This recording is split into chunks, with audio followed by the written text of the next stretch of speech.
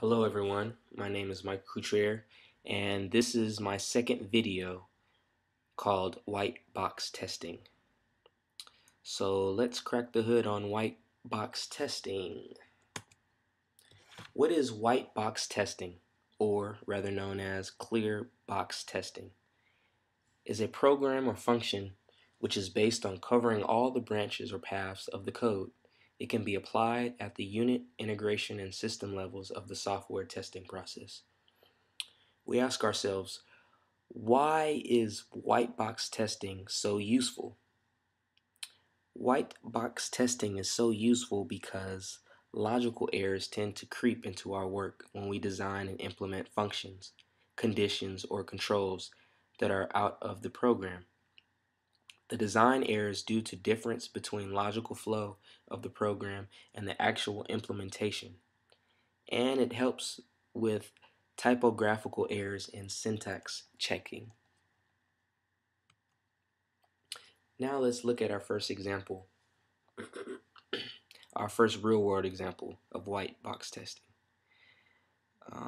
When we look at white box testing, we can think of white box testing as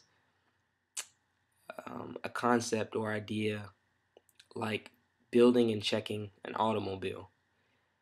As you build and create an automobile, you want to make sure that each functional part of the automobile works, even though each single part that makes up a car does not have to be used as the car is driven. As a car is made, the parts for that car are checked before they are placed on the car. For example, as the car is made up with steering wheels, windshield wipers, engine, tires, leather seats, every part that makes up the car does not have to be used to make the car drivable. This is quite similar to the concept in white box testing, in that you check the automobile or program even though the windshield wipers, quote unquote, branches are not used at all times. Now let's move on to our coding example, since we've moved on from the real world example. Now with white box testing, you must run the code with the predetermined input and check to make sure that the code produces predetermined outputs.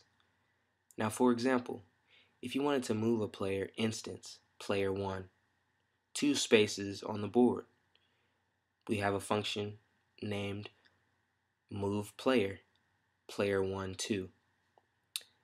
A white box test case would execute this driver line of code and check player.getPosition to make sure that the player is now on the expected cell on the board.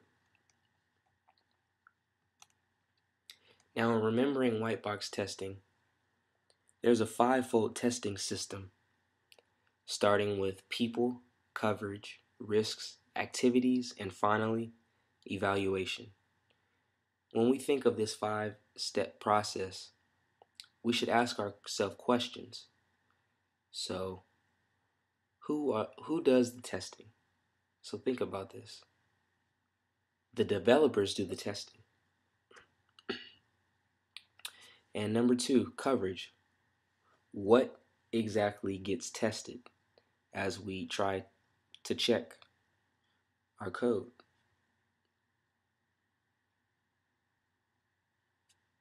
And so on and so forth. So we ask these questions.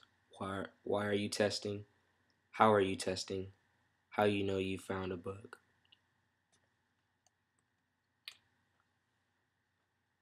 Now in the bigger scheme of things, we look at software engineers and the fact that they can design test cases and exercise independent paths within a module or unit.